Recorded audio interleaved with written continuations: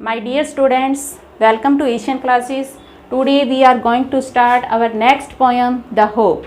The Hope, जैसा कि आप सभी जानते हैं, Hope means आशा, उम्मीद. The Hope poem composed by Rajan Agarwal. So first we know about Rajan Agarwal. He was born in 1991. 1991 में इनका जन्म हुआ और सबसे महत्वपूर्ण और गर्व की बात हमारे लिए ये है कि वो राजस्थान से बिलोंग करते हैं.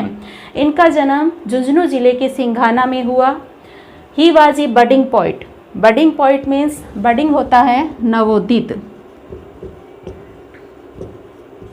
वे बडिंग पोइट के नाम से जाने जाते हैं क्योंकि आप देख सकते हैं कि उनका जन्म 1991 में हुआ. इतनी कम आयु के अंदर है वो, उन्होंने एक इंग्लिश पोइट के रूप में है वो प्रसिद्धि हासिल की, इसलिए उनको बडिंग पोइट कहा जाता है. He has published about 50 poems. उनकी लगभग 50 पोएम है वो आज प्रकाशित हो चुकी है. He presently he lives in Udaipur और वर्तमान में वो उदयपुर में रह रहे हैं. First we read the poem. Hope is given different names. Some call it expectation, other term it future relevance, some other think it a measure of benefaction. To me, hope is the creation of soul that make us feel pleasuresome and live with enthusiasm and glow. In past, we have survived on hope. We surmise of future because of hope. Hope kills negativity inside and fills us with calm and quiet. Hope makes the bird fly in search of food for young ones and material to build their homes. Very nice poem. तो देखते हैं कि poet हमें इस कविता में क्या कहना चाहता है. होप, आशा, is given a different name. आशा, उम्मीद को है वो कई नामों से जाना जाता है. डिफरेंट यानी वेरियस, विभिन्न, कई, नेम्स नाम, कि आशा को हम कई नामों से जानते हैं. सम कॉल इट एक्सपेक्टेशन, कुछ लोग इसे उम्मीद के नाम से जानते हैं. सम, कुछ लोग, कॉल मतलब पुकारते हैं, इट यहाँ होप के लिए आया है कि कुछ लोग इसे हैं वो उम्मीद के नाम से जानते हैं. अब होप और एक्सपेक्टेशन में क्या डिफरेंस है? बहुत ही माइनर सा डिफरेंस है वो इसके अंदर हमें देखने को मिलेगा कि होप होता है वो हमारी खुद की आशा उम्मीद के लिए यूज़ करते हैं. एक्सपेक्टेशन है वो दूसरे की आशा और उम्मीद के लिए है वो हम एक्सपेक्टेशन का प्रयोग है वो करते हैं. Third line is other term it future relevance. तो कुछ लोग, दूसरे लोग इसे टर्म्स इसे क्या कहते हैं? Future relevance. फ्यूचर मतलब भावी, भविष्य. रिलीवेंस होता है प्रासंगिकता. कुछ लोग इसे भावी प्रासंगिकता के नाम से जानते हैं. अब भावी प्रासंगिकता, फ्यूचर रिलीवेंस होता क्या है कि हमारी भविष्य को लेकर हमारी कुछ उम्मीदें होती है, कुछ आशाएं होती है कि हम कोई कार्य कर रहे हैं, उसका परिणाम है वो हमारे अकॉर्डिंग आएगा या जैसा हमने सोचा है भविष्य के अंदर वैसा ही होगा, तो वो फ्यूचर रिलीवेंस होता है. और ये उम्मीद होती है कि हमें जो भविष्य में है वो इस तरह से हमने जो कार्य किया उसका फल या उसका रिजल्ट है वो हमें ये मिलने वाला है, तो उसे फ्यूचर रिलीवेंस कहते हैं, भावी प्रासंगिकता. सम अदर थिंक इट, और कुछ लोग क्या इसके बारे में क्या सोचते हैं? ए मेजर ऑफ बेनिफिक्शन. कुछ लोग इसके बारे में सोचते हैं कि ये मेजर ऑफ बेनिफिक्शन, यानी बेनिफिक्शन होता है उपकार और मेजर होता है वे, तरीका, कि ये एक तरीका है एक उपकार करने का.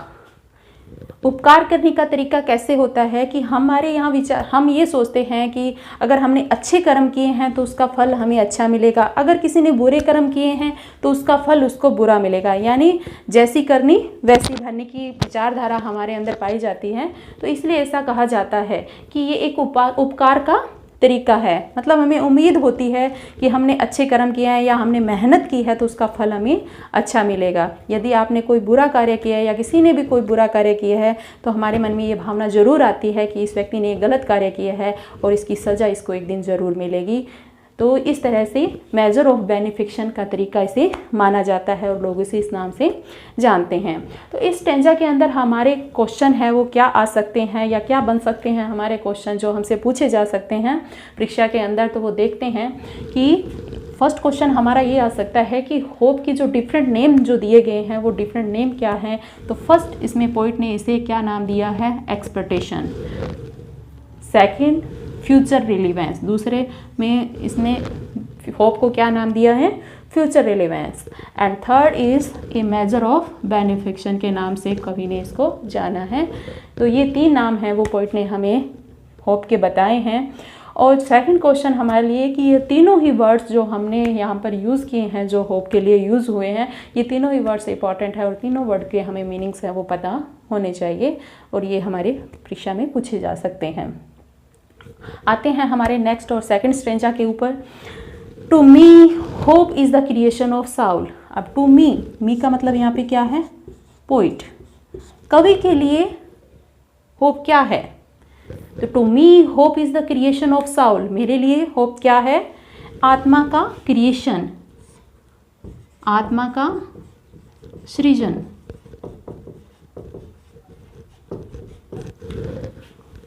क्रिएशन ऑफ सोल, आत्मा का सृजन है मेरे लिए।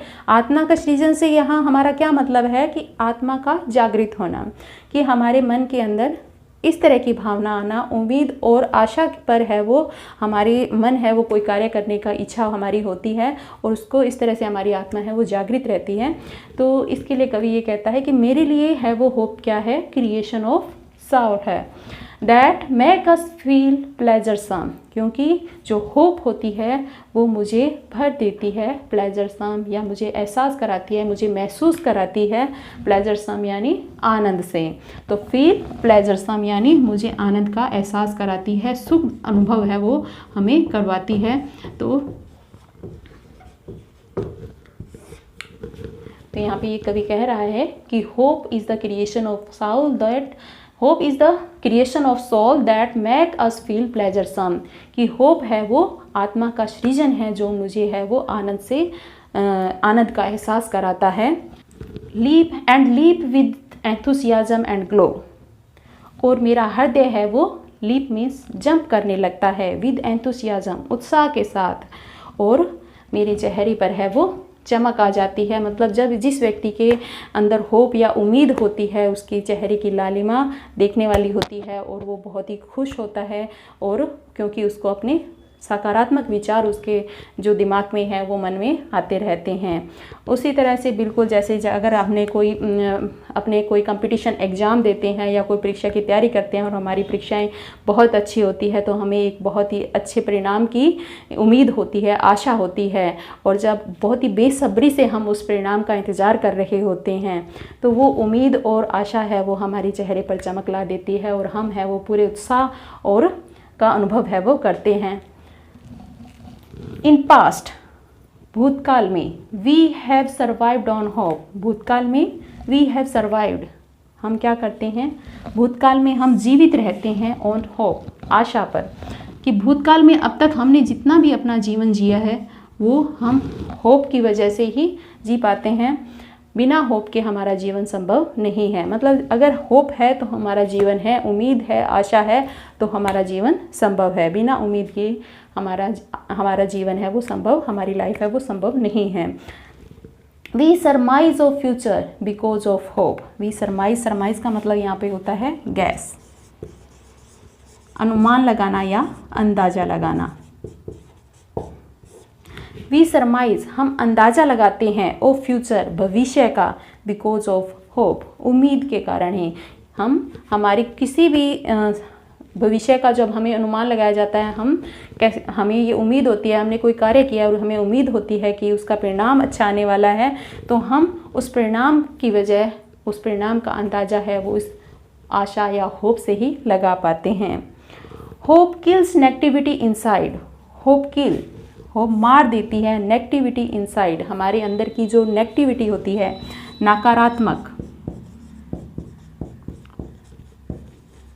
नकारात्मकता, जो हमारे अंदर नेगेटिविटी थॉट होते हैं, नेगेटिव थॉट होते हैं, इनसाइड मतलब अंदर। उनको है वो होप क्या कर देती है, फिनिश करती है, किल मारती है।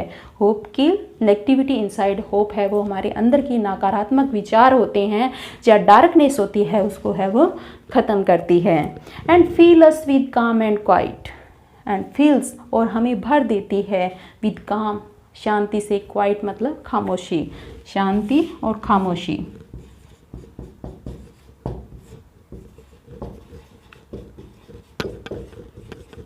मतलब हमारे मन के अंदर है वो हम शांतचित्त होकर है वो कोई भी कार्य कर पाते हैं और हमें शांति का अनुभव है वो होप के माध्यम से होता है। Hope makes the bird fly, hope से ही है वो क्या होता है, बर्ड फ्लाई, पक्षी है वो क्या करते हैं, उड़ते हैं। इन सर्च ऑफ फूड, भोजन की तलाश में, for young once, young ones मतलब यहाँ पर बच्चे, पक्षियों के बच्चे। पक्षी क्यों उड़ते हैं, भोजन की तलाश में अपने बच्चों के लिए। And material to build their homes, और बनाते हैं उनके लिए घर, होम मतलब यहाँ पे नेस्ट, अपने लिए घर बनाते हैं। जो भी उनको घर बनाने के लिए, नेस्ट बनाने के लिए तिनके, घास फूस, पत्तियाँ जो भी चाहिए होती है वो मटेरियल की तलाश में है वो, और अपने बच्चों के लिए भोजन की तलाश में है वो उड़ान भरते हैं। और उन्हें इस आशा और इस उम्मीद के साथ वो उड़ते हैं कि उन्हें जो चाहिए, जो उनके बच्चों के लिए जो भोजन चाहिए या उनको घोंसले बनाने के लिए जो भी मटेरियल चाहिए वो उन्हें मिल जाएगा। अब हम देखते हैं हमारे सेकंड स्टेंजा के अंदर हमारे कौन कौन से क्वेश्चन बन रहे हैं। तो सेकंड स्टेंजा के अंदर हमारा फर्स्ट क्वेश्चन बनता है कि एक तो मी वर्ड किसके लिए आया है, तो मी वर्ड यहाँ पर पोइट के लिए आया है। सेकंड क्वेश्चन हमारा ये है कि पोइट के लिए है वो होप क्या है, तो पोइट के लिए hope is the creation of साउ, कि पोइट के लिए है वो होप क्या है, आत्मा का सृजन है। थर्ड क्वेश्चन हमारा ये बन रहा है कि what impact does hopefulness have on the poet, कि कवि के ऊपर है वो आशा का क्या प्रभाव है। तो कवि के लिए आशा क्या है, क्रिएशन ऑफ सॉल है, और इसका उसके ऊपर क्या इफेक्ट पड़ता है, make us feel pleasuresome and leap with enthusiasm and glow, कि वो आनंद की अनुभूति करता है और उत्साह और चमक से है वो भर जाता है। इन द थर्ड स्टेंजा, अब थर्ड स्टेंजा के अंदर हमारे क्वेश्चन कि पास्ट के अंदर जो हमारी कि how has hope helped us in past, की किस तरह से है वो होप है वो हमारी पास्ट में सहायता करती है। तो in past we have survived on hope. Second question benefit of hopefulness, कि होपफुलनेस के क्या बेनिफिट होते हैं। तो इसमें बेनिफिट में हमारा ये बनेगा कि होप किल्स नेगेटिविटी इनसाइड, कि हमारे अंदर की जो नेगेटिविटी है वो होप है वो किल कर देती है, ख़त्म कर देती है। And feel us with calm and quite, और हमें बिल्कुल शांति और आनंद की अनुभूति है वो होती है।